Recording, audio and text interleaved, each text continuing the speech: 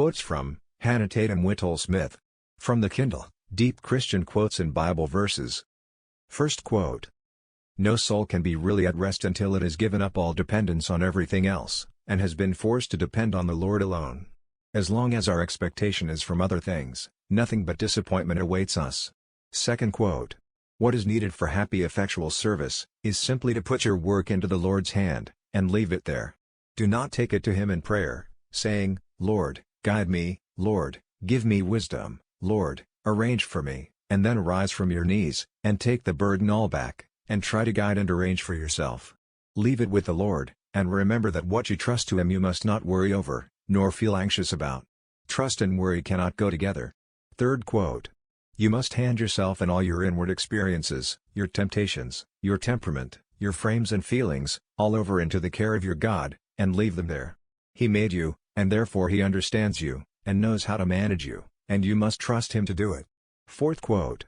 It is of course evident that everything in one's religious life depends upon the sort of God one worships. The character of the worshipper must necessarily be molded by the character of the object worshipped. If it is a cruel and revengeful God, or a selfish and unjust God, the worshipper will be cruel, and revengeful, and selfish, and unjust, also. If it is a loving, tender, forgiving, unselfish God, the worshipper will be loving, and tender, and forgiving, and unselfish as well. Fifth quote. This way of seeing our Father in everything, makes life one long thanksgiving, and gives a rest of heart, and, more than that, a gaiety of spirit, that is unspeakable. Sixth quote. Faith, like sight, is nothing apart from God. You might as well shut your eyes and look inside, and see whether you have sight as to look inside to discover whether you have faith. Seventh quote. If becoming a grandmother was only a matter of choice, I should advise every one of you straight away to become one. There is no fun for old people like it. Eighth quote.